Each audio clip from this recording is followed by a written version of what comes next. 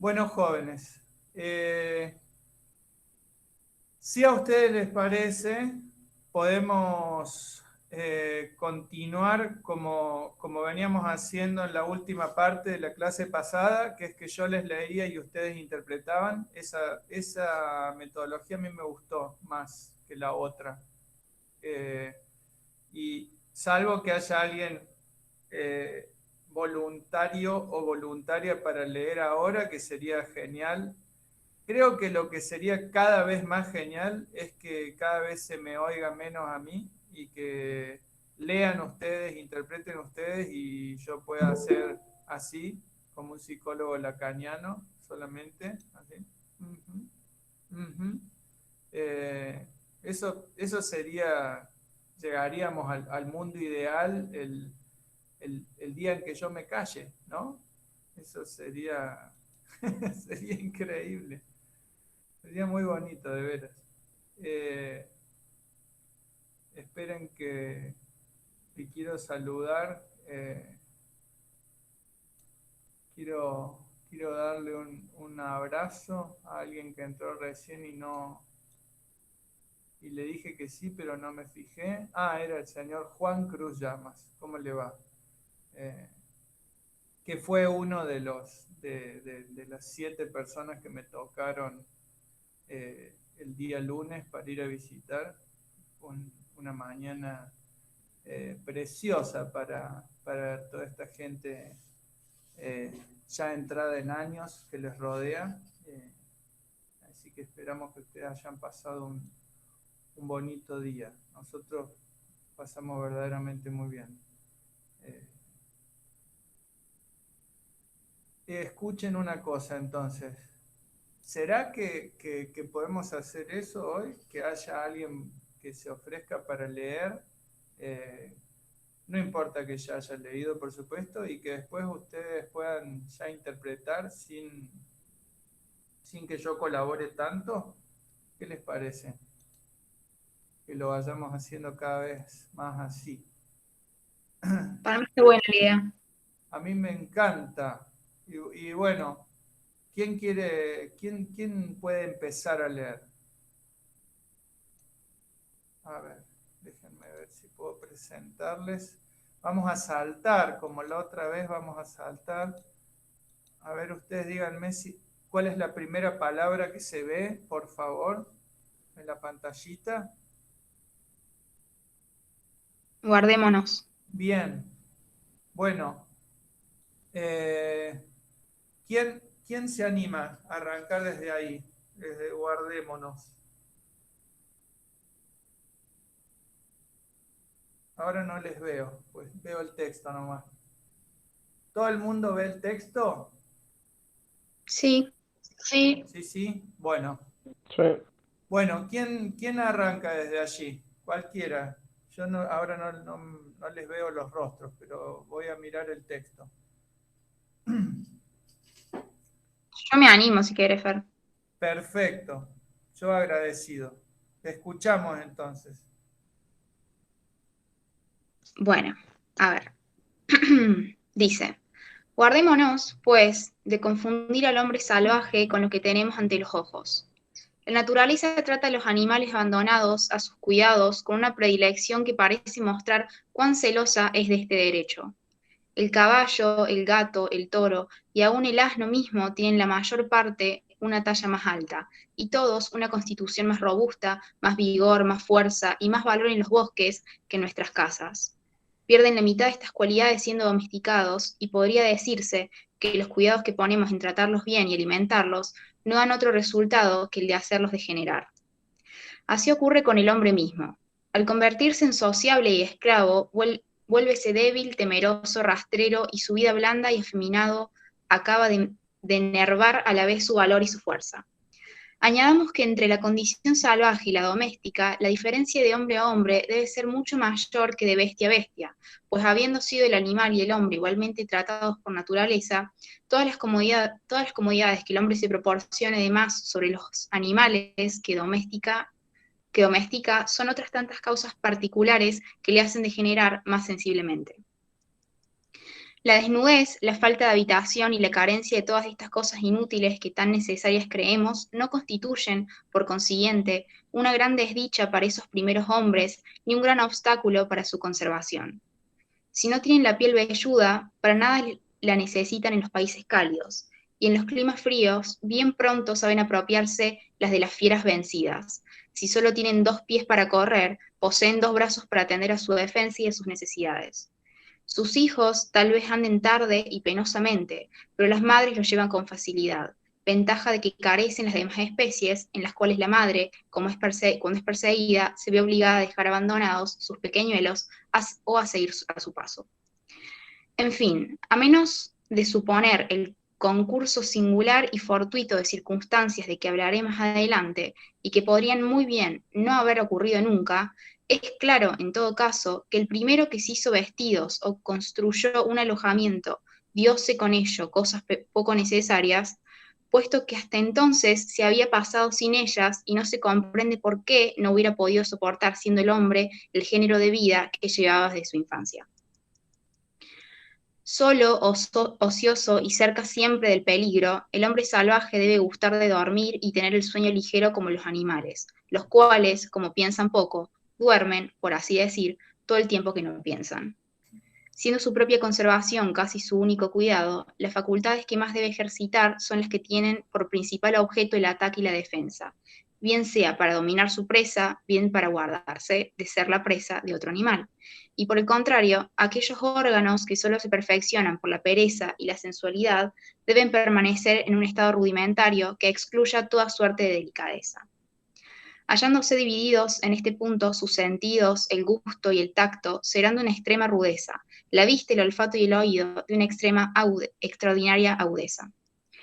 Tal es el estado animal en general y también, según el testimonio de los viajeros, el de los pueblos salvajes. No es, por tanto, de extrañar que los hotentotes del Cabo de Buena Esperanza descubran a simple vista los barcos en alta mar desde tanta distancia como los holandeses con sus anteojos, ni que los salvajes de América descubrieran a los españoles olfateando sus huellas como hubiesen podido hacer los mejores perros, ni que todas esas naciones bárbaras soporten sin molestia su desnudez, afine su gusto a fuerza de pimienta y beban con agua como agua los licores europeos. Listo. Bien. Perfecto. Excelente tu lectura. Excelente tu lectura. Muy, pero muy bien leído. Qué lindo que es leer, ¿no? Qué maravilla que es leer en clase. Es una... Bueno, en este caso, oírla a Cande leyendo a Rousseau me parece que ha sido una de las cosas lindas de esta mañana.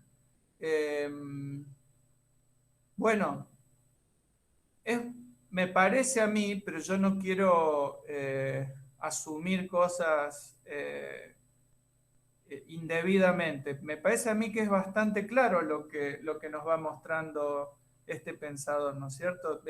Digo, el lugar donde está parado, lo que él nos está proponiendo que pensemos. No sé qué les parece a ustedes, no sé si quieren que aclaremos algo de allí o que revisemos alguna parte, alguna palabra. Siempre les pido que señalen las palabras que haga falta aclarar, eso sin duda, porque no están obligadas ni obligados a conocer todos los términos, menos de un lenguaje del siglo XVIII y que ya no es el nuestro. Entonces, cualquier palabra que les resulte rara y que les haga tropezar en el texto, por favor, pídanme que la aclaremos.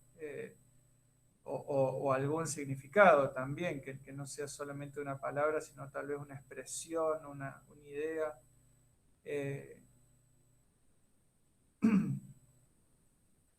¿Qué les parece que nos está mostrando el tipo ahí, en esto que leyó recién Cande? ¿Qué cosas nos está mostrando si ustedes tuvieran que resumir toda esta retórica, toda esta serie de ejemplos o de ilustraciones, si lo tuvieran que resumir en pocas palabras? ¿Qué?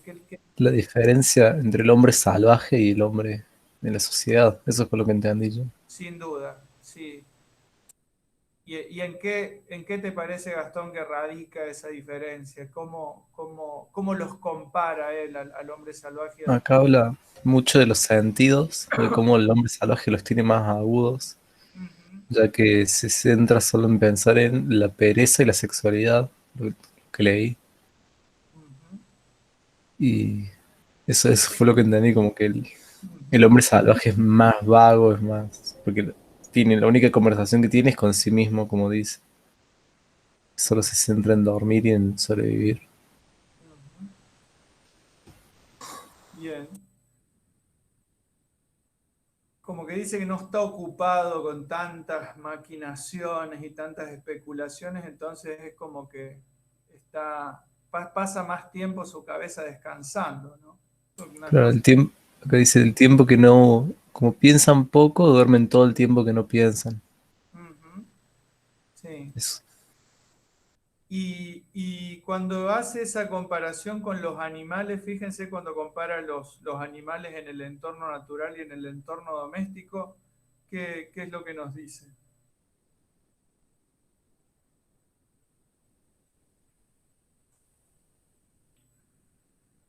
Son como más, no sé si sumisos sería la palabra en el ámbito doméstico, pero como que se controlan más, son más controlados. Sí, más controlados y qué más. Sobre todo, qué características tienen esos animales cuando se domestican? ¿Cómo se vuelven, digamos? Como que habla de que pierden la esencia, o sea, de que se degeneran. Exacto. Eh, entonces, no sé, es como que hace referencia a que el hombre social, de cierta manera, es como una degeneración del hombre salvaje y como que le da un enfoque negativo a eso, como que se ha vuelto débil y cree que necesita cosas que en realidad nunca ha necesitado, Ujú. eh, pero no. Seguro. Pueden pensarlo teniendo en cuenta las, las cosas que dijeron Gastón, Ariana y Candelaria. eh, el hombre civilizado pensaría demasiado en cosas que el hombre salvaje no piensa, que no necesariamente son grandes pensamientos, sino que son, como dicen nuestros abuelos y nuestras abuelas, macanas, ¿no? Piensa muchas macanas. Eh, Digo, esta es una época en la que la gente piensa muchas macanas también, ¿no? Pues al estar encerrada, la gran mayoría de las personas se dedica a pensar macanas.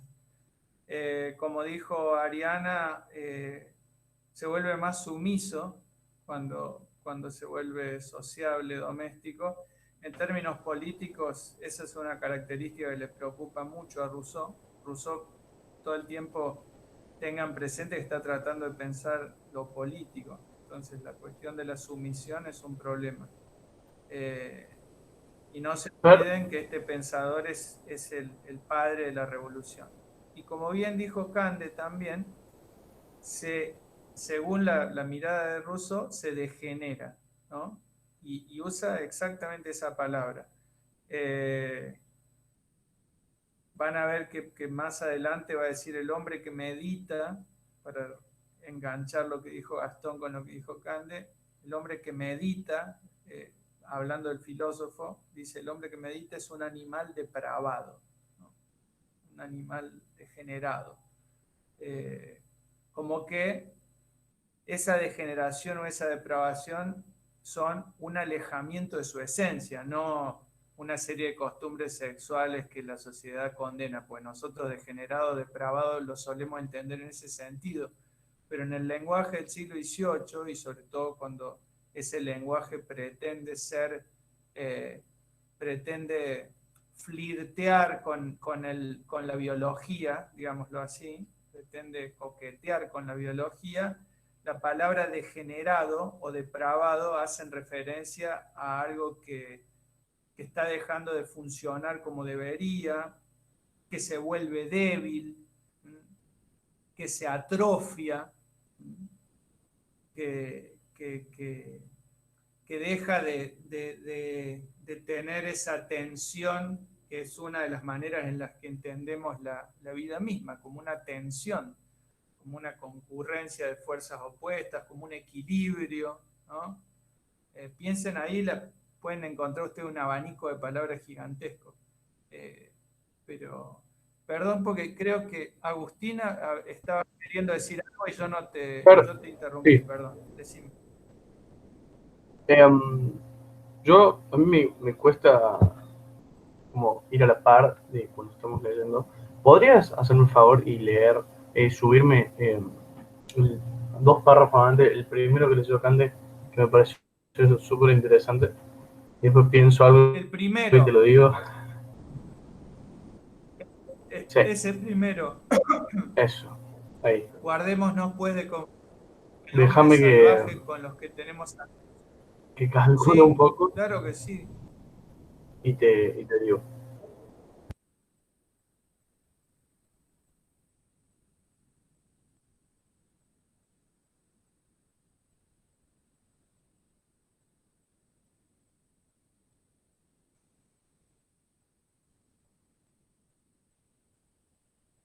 Qué bien que escribe el tipo. Cada vez que lo leemos, no dejo de sorprenderme por eso, por lo bien que escribe este tipo.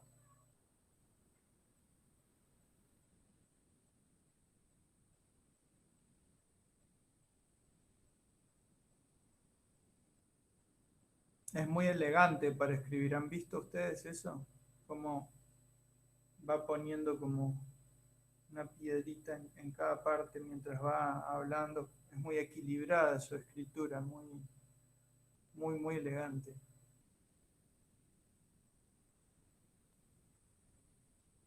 ¿Querés que baje un cacho, joven? ¿O ahí es donde me paré en la página? Estoy bien. A ver si te veo la manito, ahí te veo en pantalla. Baja un cachitito, pero ya Ahí. comprendí. Eso.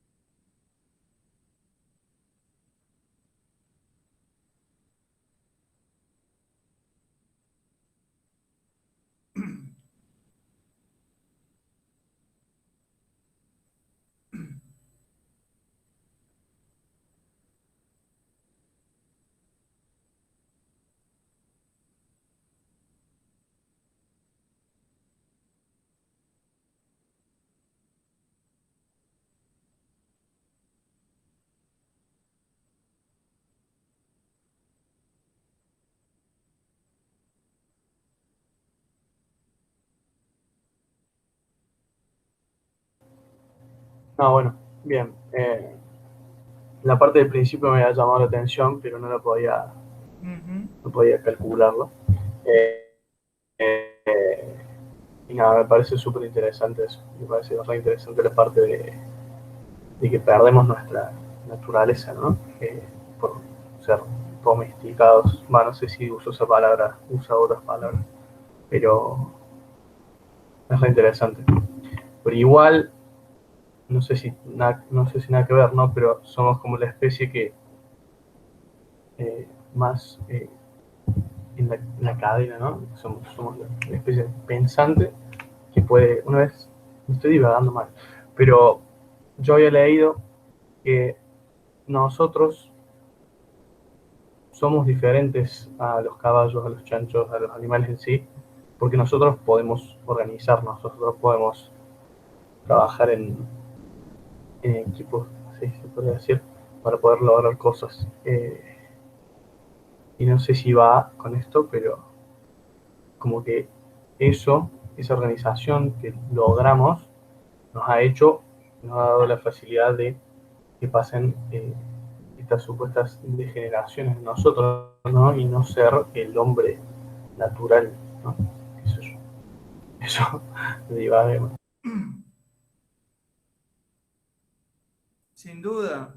Bueno, es nuestro componente, es nuestro componente político. Es tan importante que incluso un tipo que no era ningún tonto como Aristóteles creía que esa era nuestra diferencia específica, ser racional y ser político, digamos.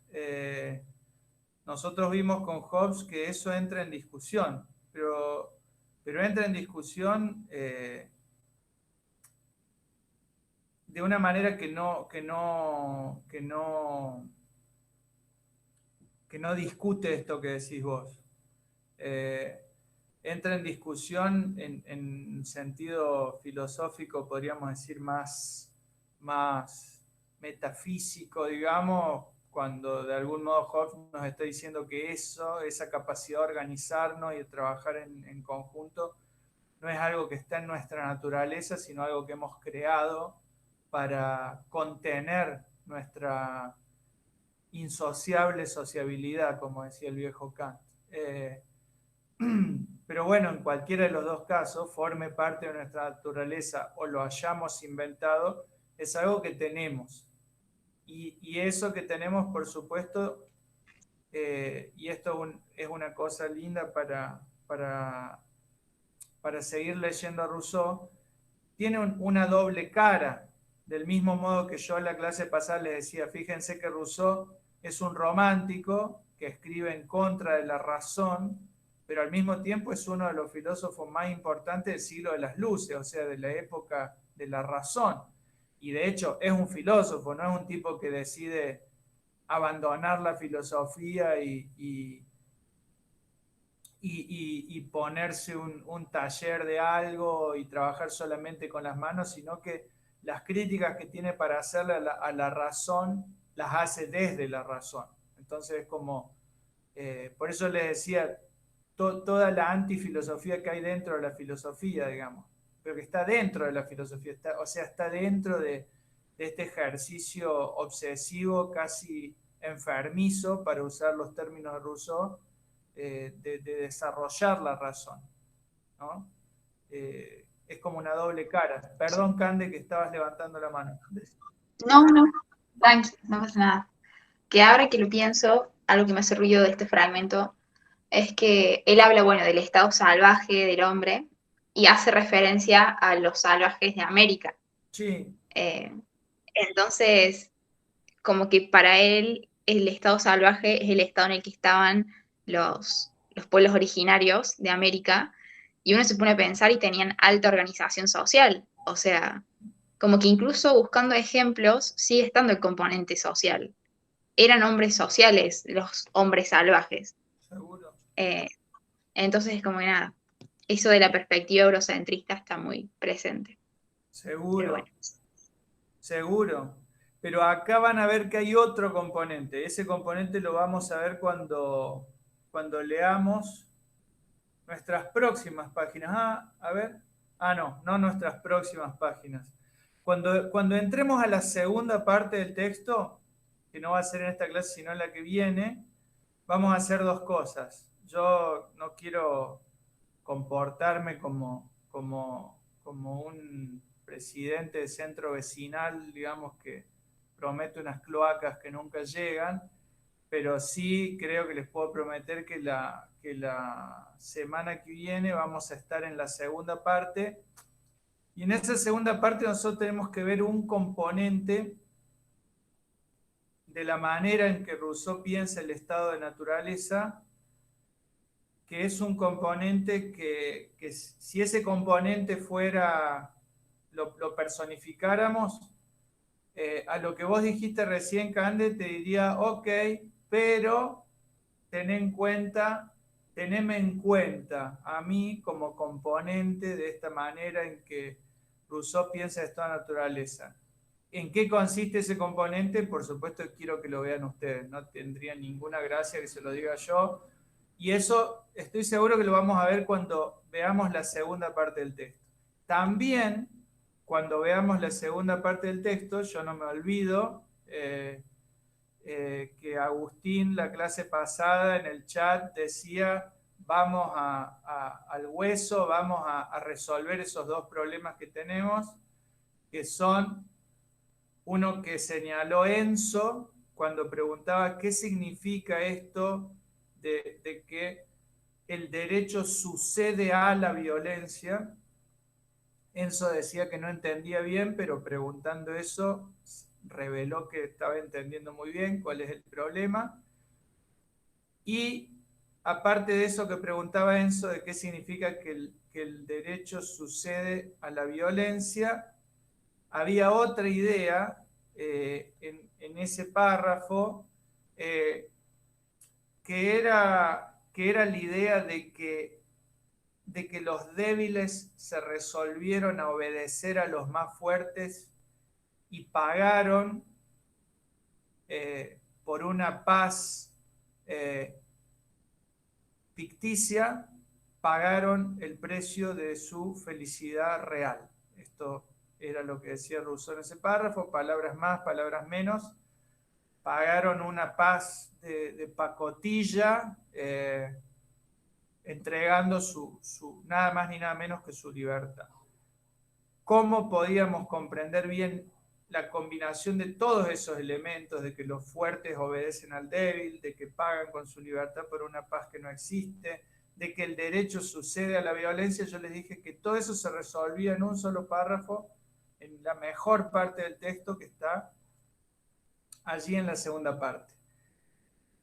Para llegar a esa parte, las primeras páginas que vamos a leer la clase que viene, nos van a mostrar un elemento que permite poner un pero a esta mirada eurocéntrica que decía Kant de recién. Que efectivamente está, hay una mirada eurocéntrica en Rousseau, por supuesto, pero hay otra cosa más. En lo primero que dijiste, Kant, en esto de que aunque busquemos al hombre salvaje nos encontramos formas de sociabilidad, Rousseau te va a decir sí, por supuesto, Cande, en francés, por supuesto, te lo diría. ¿Cómo diría en francés? Ma bien sûr, Cande, ma bien sûr. Pero, ¿no? Il y a une autre chose. Que hay que encontrar ahí otra cosa, hay que buscar otra cosa, y esa cosa quiero que la vean ustedes.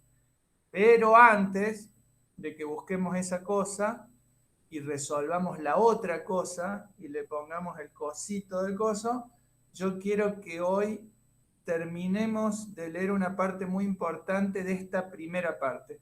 ¿Y por qué? ¿Qué es lo importante que tiene? Es que acá aparece explícitamente el nombre de Hobbes. Y acá aparece un elemento que a mí me interesa. ¿Para qué? Para una tarea próxima que yo les voy a pedir, que se las quiero anunciar ahora porque se me ocurrió ayer y me encantó la idea. Se las voy a convidar. Yo les voy a convidar dos tareas posibles. Entonces ustedes van a elegir, ¿no? La tita o la rhodesia. Digamos, hay gente que le gusta más la oblea rellena.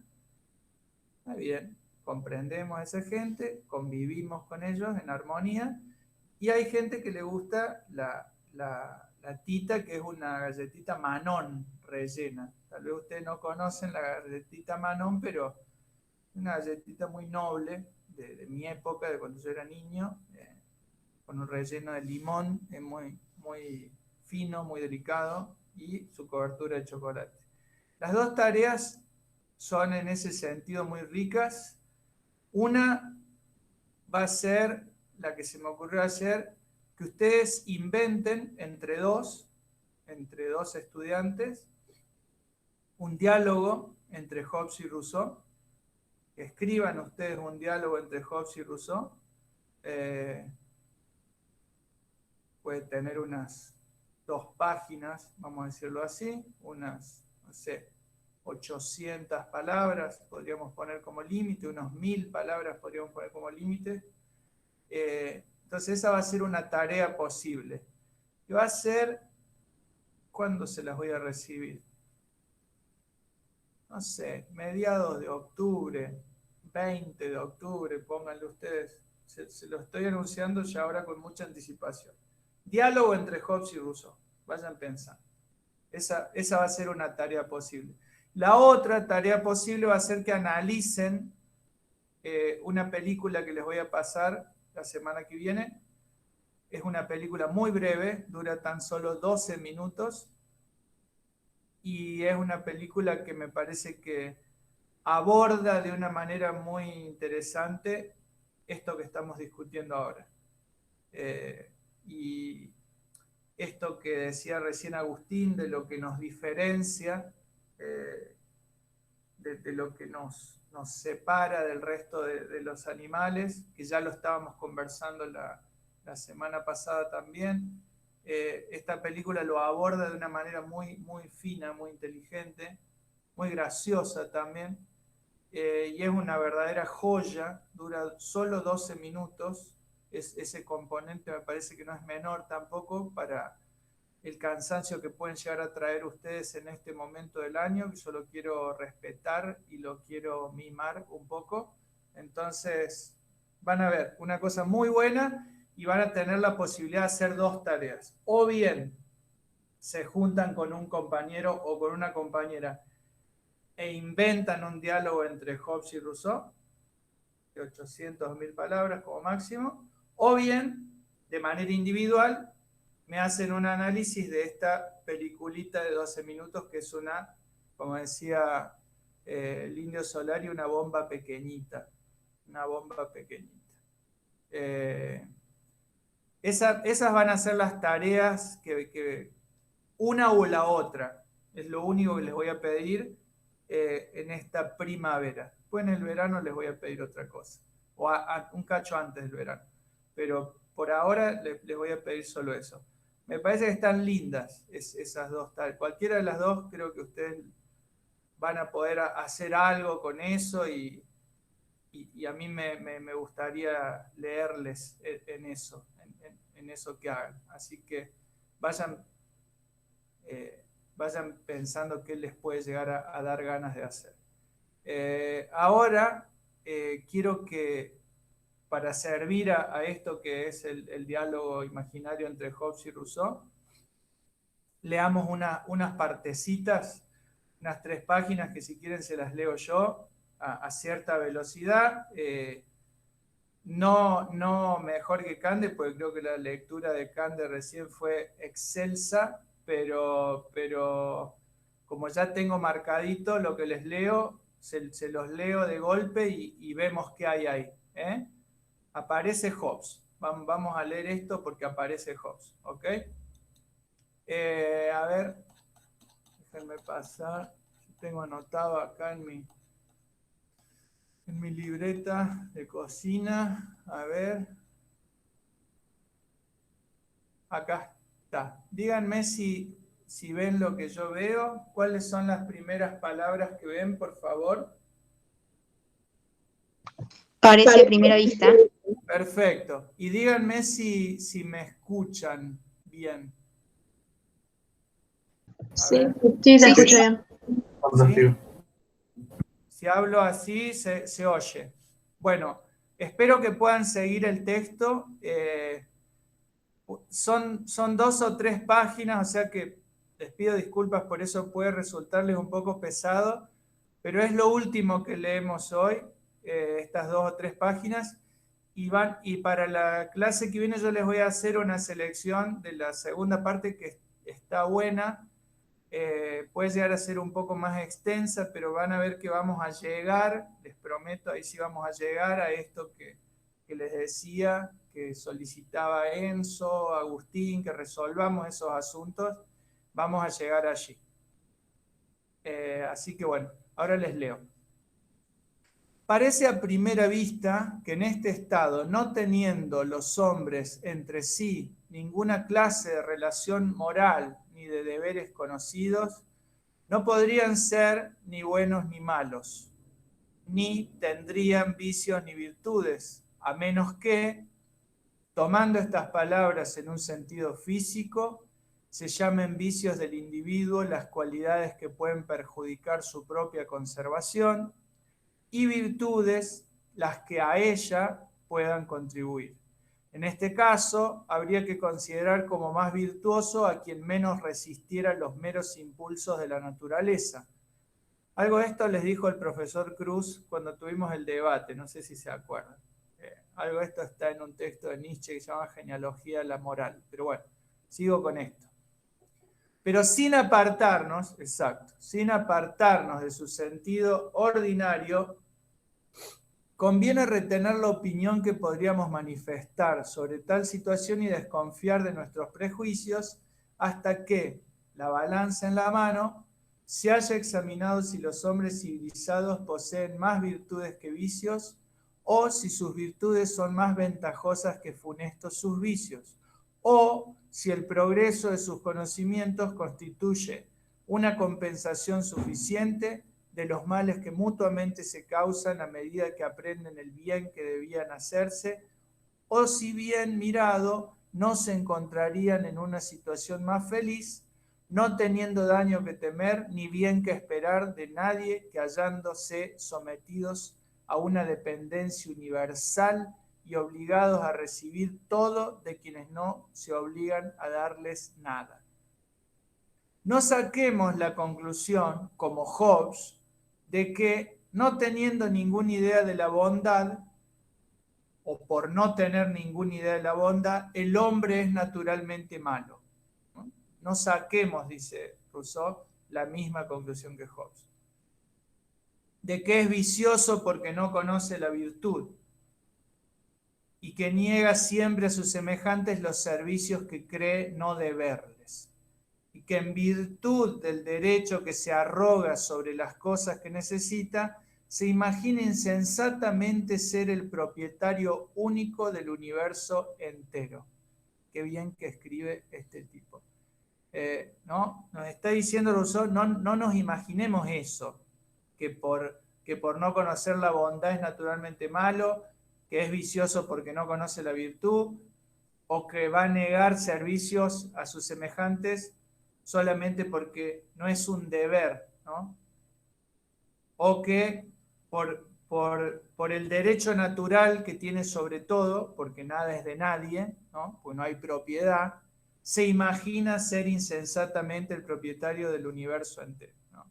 No, nos dice Rousseau, no nos imaginemos eso, no saquemos esa conclusión.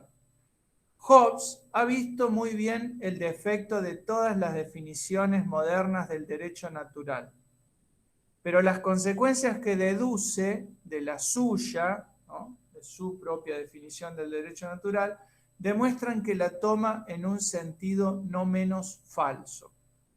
Razonando sobre los principios que enuncia, que Hobbes enuncia, este autor debería decir que, siendo el estado de naturaleza aquel en que el cuidado de nuestra conservación es el menos perjudicial para la conservación de nuestros semejantes, ese estado de naturaleza, era por consiguiente el estado más a propósito para la paz, más propicio significaría eso, más beneficioso para la paz y el más conveniente para el género humano, ¿no? Pues dice precisamente lo contrario, por haber hecho entrar con gran desacierto en el cuidado de la conservación del hombre salvaje la necesidad, presten atención a esto, está diciendo Rousseau, Hobbes hizo entrar, o sea, Hobbes puso en este principio de supervivencia, si ustedes quieren, en el cuidado de la conservación del hombre salvaje, hizo entrar la necesidad de satisfacer una multitud de pasiones que son producto de la sociedad y que han hecho necesarias las leyes. El malo, dice Hobbes, es un niño fuerte, Esto que ya vimos cuando leímos ese párrafo de Hobbes en donde él dice que no condena a la naturaleza. La naturaleza simplemente golpea, pero no porque quiera hacer daño, golpea porque está en su naturaleza, ¿no? Como el aguijón del escorpión. Falta saber si el hombre salvaje es un niño fuerte, dice Rousseau. Aunque ello se concediera, ¿qué se deduciría? Que si siendo fuerte este hombre dependía de los demás tanto como siendo débil, no hay ninguna clase de excesos a los que no se entregara. ¿No? Está hablando con esa lengua rara. A los que no se hubiera entregado, significa eso, a los que no se entregara. Que pegaría a su madre cuando tardase demasiado en darle de mamar, que estrangularía a uno de sus pequeños hermanos cuando estuviese enojado, que mordería al otro en la pierna cuando fuese tropezado o molestado. Pero ser fuerte y dependiente son supuestos contradictorios en el estado natural. El hombre es débil cuando está sometido a la dependencia y es libre antes de ser fuerte. Hobbes no ha visto que la misma causa que impide a los salvajes el uso de la razón, como pretenden nuestros jurisconsultos, les impide al mismo tiempo el abuso de sus facultades, como él mismo pretende. De modo que podría decirse que los salvajes no son malos precisamente porque no saben qué cosa es ser buenos, toda vez que no es el desenvolvimiento de la razón ni el freno de la ley, sino la ignorancia del vicio y la calma de las pasiones lo que los impide hacer el mal, lo que les impide hacer el mal. Fíjense, porque puede resultarles medio trabalengua lo que dice acá, pero Rousseau está diciendo, no es el conocimiento del bien lo que nos hace buenos, sino la ignorancia del mal, ¿no? La ignorancia del vicio y la calma de las pasiones, lo que les impide hacer el mal. No es el hecho de que existan leyes que nos dicen esto está mal, ni que existan consejos que nos digan haz esto porque esto está bien. No es ese conocimiento. De vuelta hay una crítica de la razón, ¿no? No es la razón, el conocimiento meramente racional lo que nos vuelve buenos, sino que es una calma natural, únanla con lo que nos dijo la clase pasada, unida a esa repugnancia de ver sufrir a un semejante, o sea, algo muy instintivo, eso es lo que nos hace buenos, según Rousseau. No el conocimiento, no la razón, no la cultura, ¿no? Acá de vuelta aparece el romanticismo, el que ya hemos hablado. Y acá hay una cita en latín, tanto plus in illis proficiorum ignoratio, tanto más en ellos es provechosa, proficiorum ignoratio, la ignorancia del vicio, quaminis cognitio virtutis, que el conocimiento de la virtud. Gaspar, vos, no sé por qué me suena que vos sabés algo de latín, corregime si yo estoy traduciendo bien eso. Tanto más en ellos es provechoso o da un provecho la ignorancia del vicio, de los vicios, creo que está ahí, que su conocimiento de la virtud. O sea, la ignorancia del vicio es más provechosa que el conocimiento de la virtud. Gaspar o cualquiera, si alguien sabe algo de latín que me corrija, pero creo que es eso más o menos lo que quiere decir, ¿no? Ustedes de hecho pueden ir viendo palabrita por palabrita que se puede traducir así.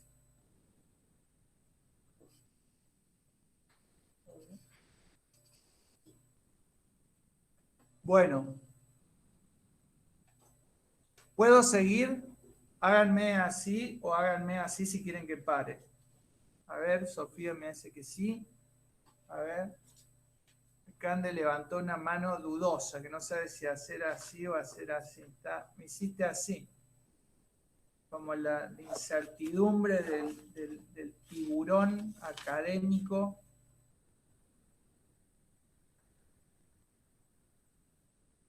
No, no sé, es que nada, bueno, seguí. Bueno, ok.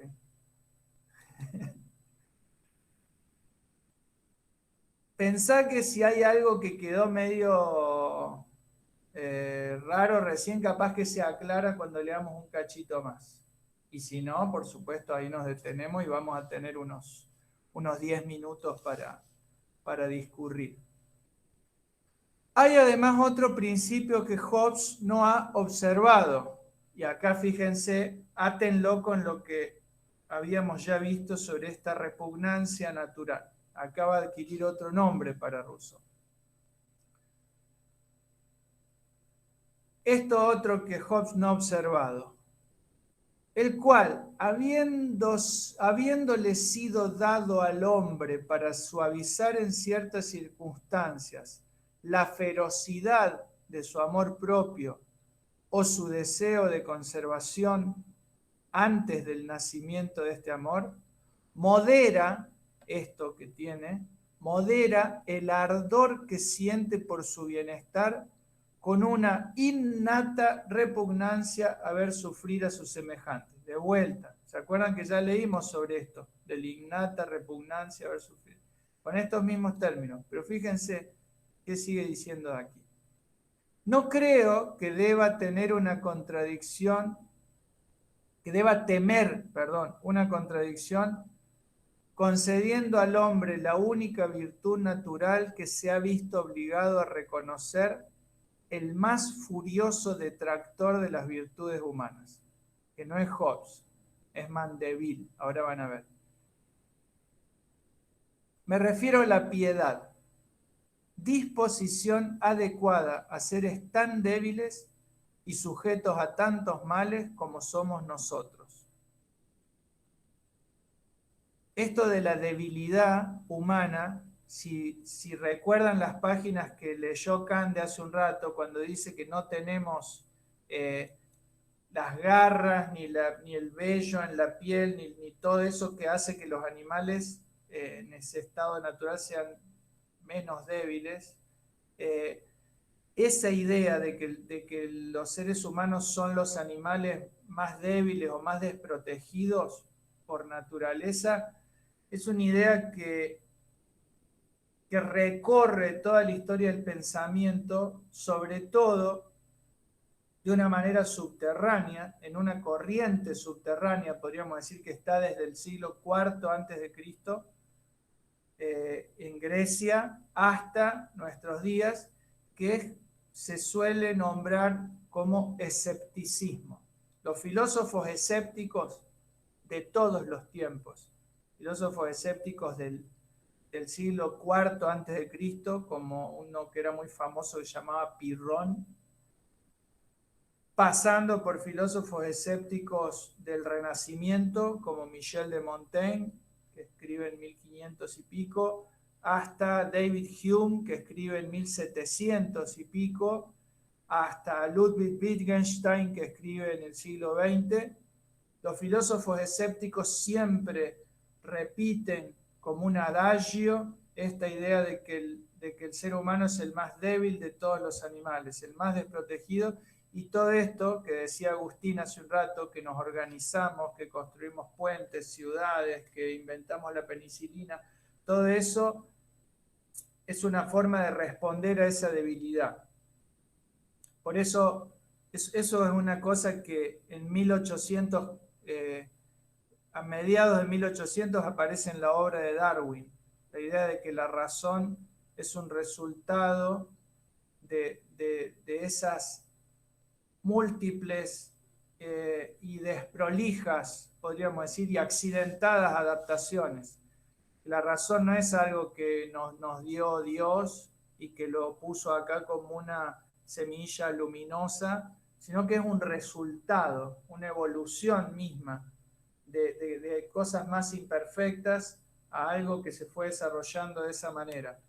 Eso mismo, en el mismo momento en que Darwin lo está diciendo así, también lo estaba diciendo Nietzsche de esa manera, diciendo que la razón era como una especie de premio consuelo, ¿no?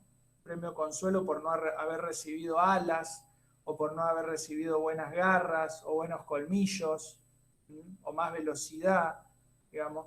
Entonces la razón aparece como un sucedáneo, como un premio consuelo, ¿no? Te damos esto porque, bueno, Si no, no durás ni un minuto si no te damos esto, ¿no? Como una idea así. ¿Quién dice te damos esto? La propia naturaleza, digamos. La propia naturaleza que tampoco lo decide ni entabla ningún diálogo especial con nosotros.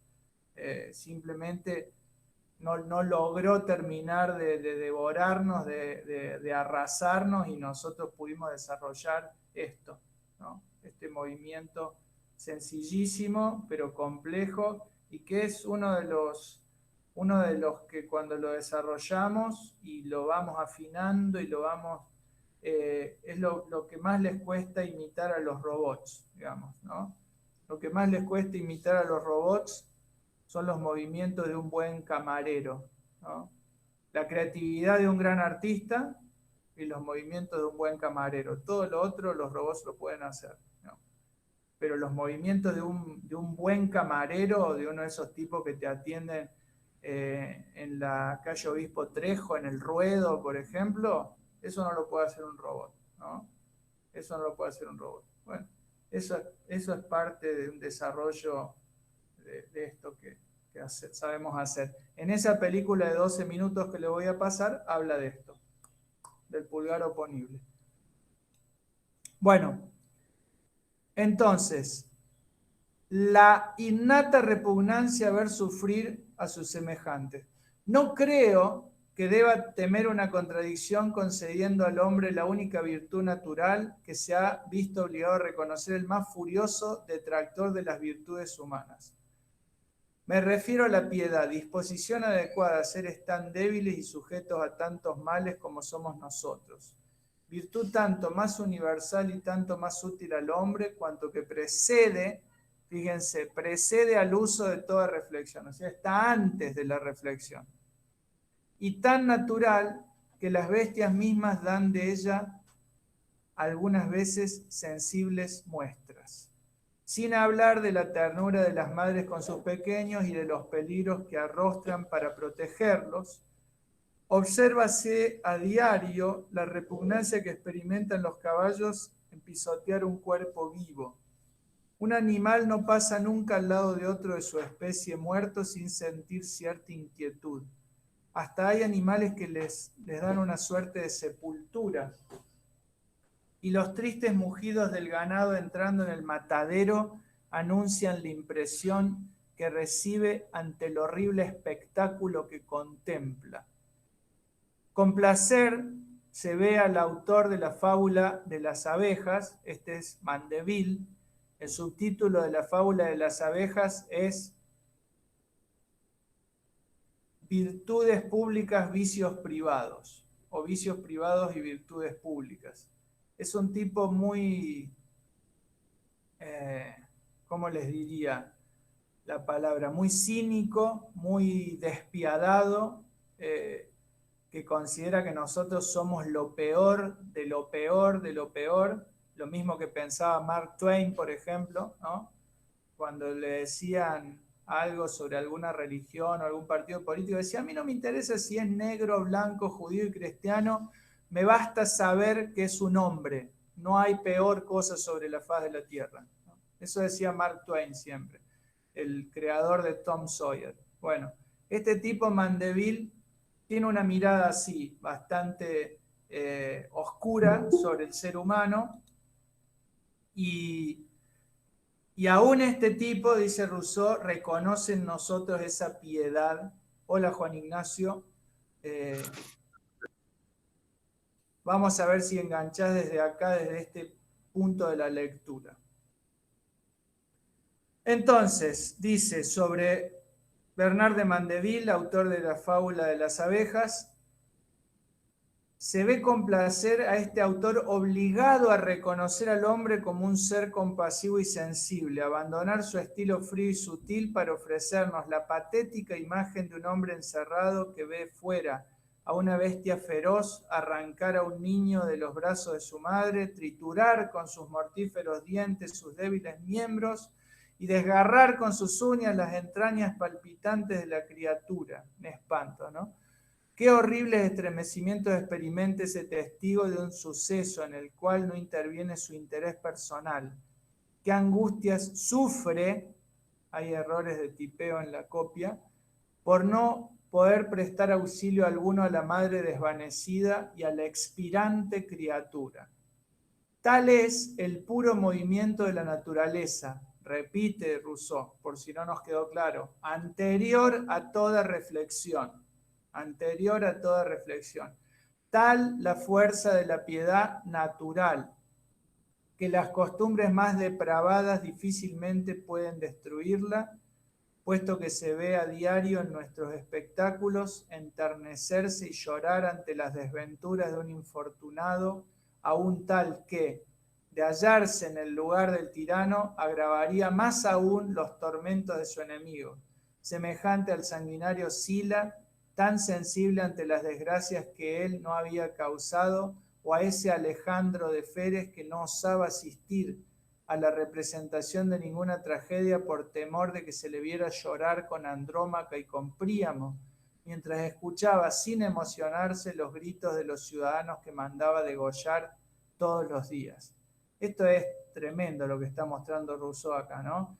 O sea, gente que va y se conmueve por ahí con una película de los nazis, pero capaz que tiene 17 inmigrantes ilegales encerrados en un sótano fabricando ropa para la marca Chiqui, por ejemplo, ¿no? Eso sucede, esto que les acabo de contar es casi una noticia periodística, de hecho lo fue en su momento, pero sucede, ¿no? Gente que va y se conmueve viendo cómo los nazis maltrataban a los judíos y tienen su sótano 2 o 3 familias completas con niños incluidos que no ven la luz del sol porque están poniéndole una etiqueta de Levi's a un jean que no es Levi's, digamos. Y eso durante 16 horas al día. Bueno, acá viene una cita latina que dice: molissima corda humano generi dare se natura fatetur que lágrimas deti. Lágrimas deti. Que sería algo así como: corda es cordis, de donde viene nuestra palabra recuerdo, es el corazón. Volver a pasar por el corazón es el recuerdo. Molísima corda sería como sensibilísimo corazón. Sí, sería algo así, como sensibilísimo corazón. Le dio la naturaleza al género humano al darle las lágrimas, ¿no? Un sensibilísimo corazón le dio la naturaleza al género humano al darle las lágrimas.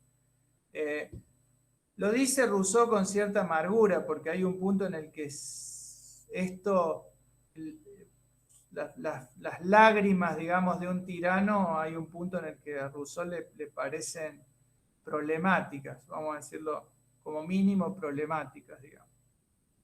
Pero para él, esto que les dije también hace un rato, cuando intervino Agustín, siempre hay que tener en cuenta la complejidad del asunto, la doble cara del asunto. Las lágrimas de un tirano son un problema, porque nos muestran que hay una gran esquizofrenia allí, una gran falsa conciencia. Hay alguien que se está lamentando de cómo sufren otros y no es capaz de reconocer el propio sufrimiento que él le inflige a otros. Pero el hecho de que existan esas lágrimas, el hecho de que existe esa sensibilidad en el corazón, ya para Rousseau es la prueba de que ahí no está todo completamente perdido. O ya para Rousseau es la prueba de que al menos tal vez los hijos de ese sujeto, los hijos de ese tirano, pueden llegar a usar esa emoción para conmoverse ante un número mayor de personas. En un punto, si ustedes lo ven, tiene mucho que ver con eso. Nosotros queremos a nuestra novia o a nuestro novio, a nuestros padres, a nuestras hermanas y nuestros hermanos y a un grupo reducido de amigos. Y ahí es como que gastamos en términos de energía libidinal, en términos de cuánta arena tenemos en el potecito, gastamos la que tenemos. No nos alcanza para amar a la humanidad, ¿no? Como quería Cristo, esa idea de amar a todo el mundo, para un griego o para cualquier persona con el bachiller terminado es una idea un poco extraña, digamos, ¿no? Hume, David Hume, que es un autor que ya le he citado varias veces, que es muy oportuno acá, era amigo aparte, no tan amigo, pero se conoció con Rousseau, pensaba que en el fondo la ética tiene que ver con ampliar ese amor y darle a ese amor una característica que no sea exclusivamente dependiente del apego familiar o de ese apego afectivo.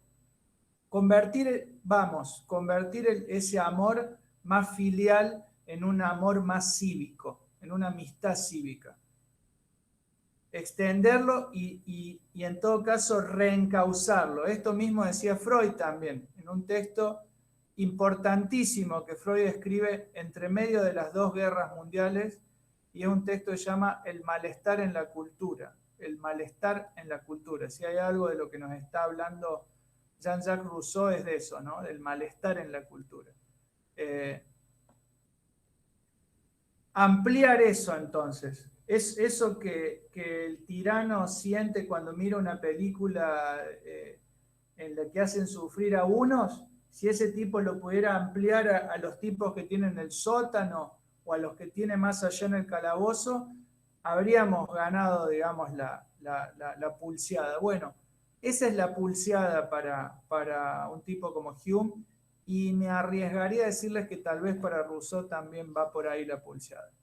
Extender ese amor limitado que tenemos por muy poca gente, extenderlo a todo el resto sin la carga sexual, diría Freud, sin la carga sexual que le ponemos cuando se trata de la novia o el novio, del Edipo mal resuelto con la mamá o del Electra mal resuelto con el papá, de la competencia con los hermanos por el amor de los padres, que ellos saquen toda esa macana, toda esa Freudian bullshit y extiendan ese amor, conviértanlo en algo cívico y ahí van a tener un mundo menos podrido. Iría como por ahí, me parece, lo que nos está queriendo decir Rousseau con esto. Pero vamos al detalle más filosóficamente brillante, creo yo, que aparece acá y que tiene que ver, como les dije ya hace rato, con la crítica de la filosofía, no solo la crítica de la razón. Porque esta piedad, ya nos dijo 2 veces, es anterior a la reflexión. Pero ahora nos va a decir algo más. Ahora nos va a decir que no solo esa piedad es anterior a la reflexión, sino que la reflexión, la mayoría de las veces, la estropea esa piedad, cuando no directamente la sofoca, la tapa. Y nosotros tenemos que terminar siendo buenos para cumplir con las leyes, porque ya hemos razonado tanto, fíjense lo que les voy a decir, hemos razonado tanto, hemos especulado tanto, hemos pensado tanto que ya ese mismo ejercicio es el que nos impide oír la vocecita casi del todo apagada de la sensibilidad que del fondo de nuestro ser nos grita que está mal que otro al lado nuestro sufra. Eso fíjense que ahora Rousseau lo va a decir 100.000 veces mejor de lo que yo se los acabo de decir. Mandeville ha comprendido perfectamente que los hombres con toda su moral hubieran sido siempre unos monstruos si la naturaleza no les hubiese dado la piedad en apoyo de la razón. Pero no ha visto que de esta sola cualidad se derivan todas las virtudes sociales que pretende negar a los hombres y que para Rousseau son posibles, digamos. En efecto, ¿qué es la generosidad, la clemencia, la humanidad, sino la piedad aplicada a los débiles, a los culpables o a la especie humana en general? La benevolencia y la misma amistad son, bien miradas, productos de una constante piedad fijada en un objeto particular, pues desear que alguien no sufra, ¿qué es sino desear que sea feliz? Aun cuando fuera cierto que la conmiseración o la misericordia, como ustedes quieran llamarle, o la empatía, como ustedes quieran llamarle, es solo un sentimiento que nos pone en el lugar de quien sufre, sentimiento oscuro y vivo en el salvaje, desarrollado pero débil en el hombre civilizado? ¿Qué importaría esto a la verdad de lo que afirmo, sino para darle más fuerza? En efecto, la conmiseración será tanto más enérgica cuanto más íntimamente se identifique el animal espectador con el animal paciente o padeciente. Ahora bien, es evidente que esta identificación ha debido de ser infinitamente más estrecha en el estado de naturaleza que en el estado de razonamiento. Fíjense que ya no dice en el estado civilizado, de cultura, sino que directamente apunta a la razón. Ahora contrapone estado de naturaleza a estado de razonamiento. Es la razón la que engendra el amor propio y la reflexión lo fortifica. Ella repliega al hombre sobre sí mismo. Ella, o sea, la razón, le aparta de todo lo que le molesta o le aflige. Es la filosofía quien le aísla. Por ella, por la filosofía, dice en secreto: a la vista de un hombre que sufre, muere si quieres, yo estoy seguro. Durísimo, ¿no? Muere si quieres, yo estoy seguro. Esto piensa Rousseau, que nos hace hacer la filosofía. Solo los peligros de la sociedad entera turban el sueño tranquilo del filósofo, ¿no? La sociedad, la historia, la lucha de clases, ¿no? Y le arrancan de su lecho, ¿no? De su cama.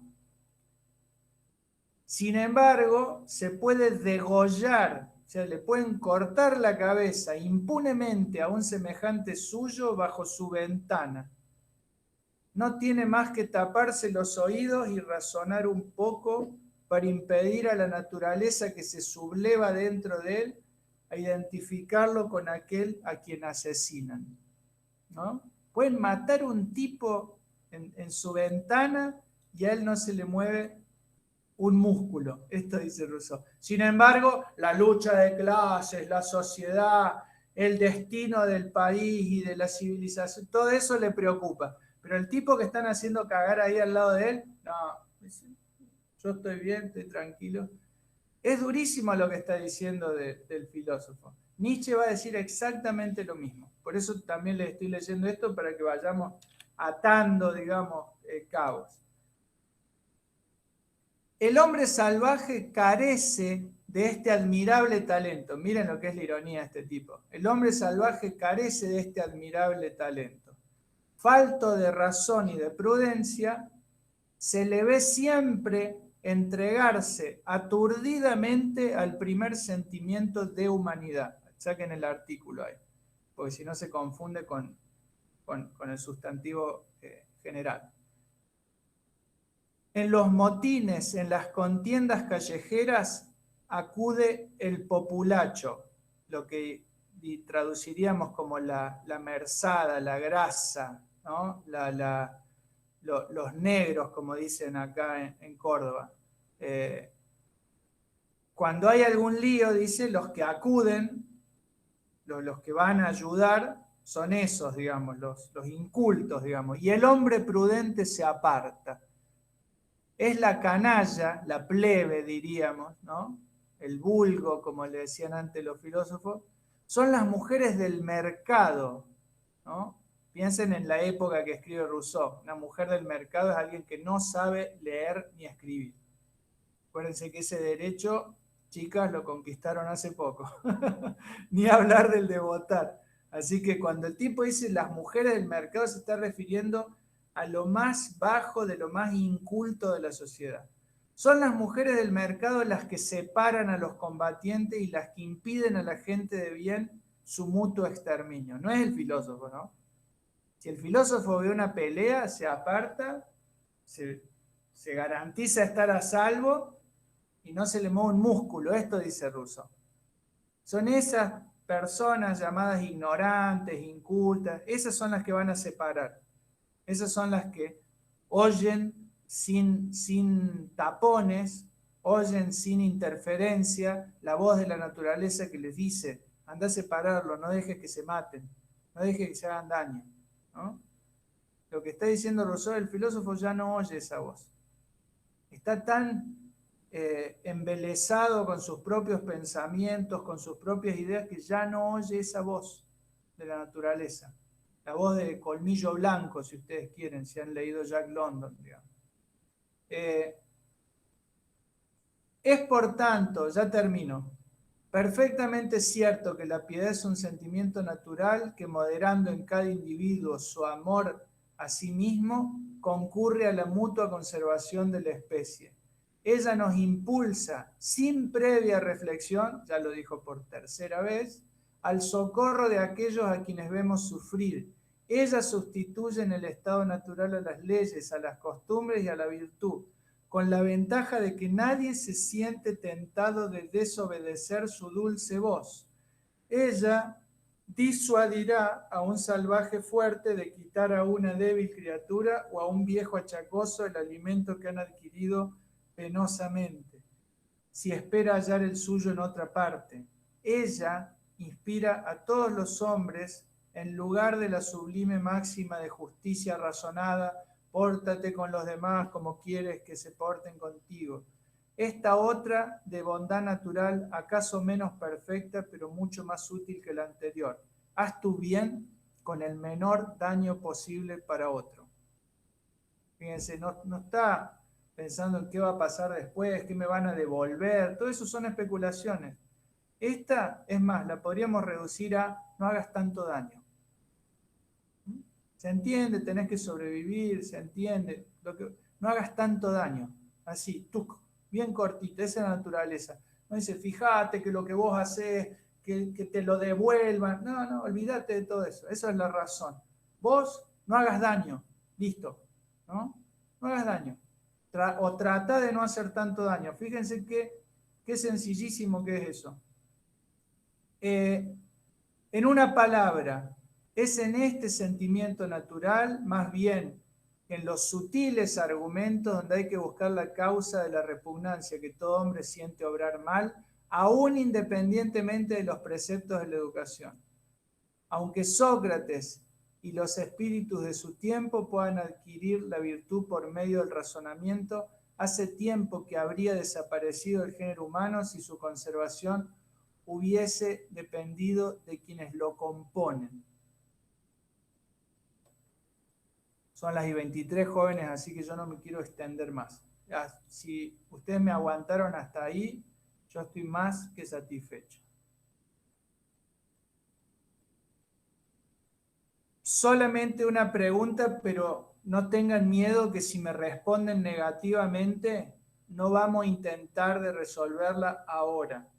Pero si me responden negativamente, les voy a pedir que anoten en su libretita de almaceneras y almaceneros, ¿no? En la libreta donde anotan 3 kilos de papa, todo eso, que anoten la pregunta. Pero hay algo de esto que he leído recién que no se comprenda, que les parezca a ustedes que hay que darle una vuelta, que hay algo que les hace ruido.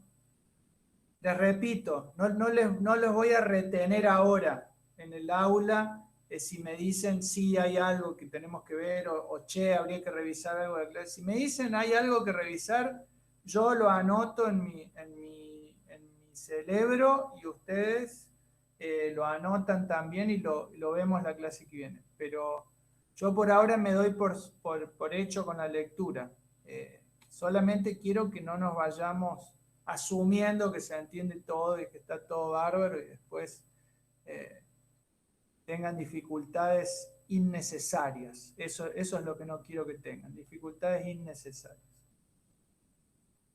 ¿Cómo lo ven hasta acá? ¿Me muestran los rostros así para decirme bien o cara de que se entiende? Si ustedes me ponen, todo el mundo me pone cara de que se entiende, yo me voy feliz de acá. Pero quiero ver cómo es la cara de que se entiende. ¿Cómo sería la cara de se entiende? A ver. Muy bien. Me están convenciendo. ¿Cómo? A ver, esperen que quiero ver más cantidad de gente. Son re poquitos los que prendieron la cámara. A ver. Che, pero ¿qué? 7 personas del curso nomás entienden, el resto está... Me van a hacer quedarme durante todo diciembre y todo enero trabajando con ustedes. Bueno, asumo que estos rostros son representativos. ¿Mm? Y nos vemos la clase que viene. La clase que viene vamos a leer la segunda parte del texto. Y ahí lo que preguntó Enzo, lo que quería que veamos rápidamente Agustín, las cosas que aparecieron hoy, vamos a verlas la clase que viene, en esa segunda parte. Así que bueno, yo ahora solamente decirles que se cuiden mucho, que no hagan montañas de seres humanos, que no hagan montañas de panqueques entre ustedes, que guarden distancia, que se den afecto de la manera que puedan, sin pegotearse tanto, y que la pasen bien. Estamos teniendo unos días preciosos. Bueno, dale, Carchus. Dale.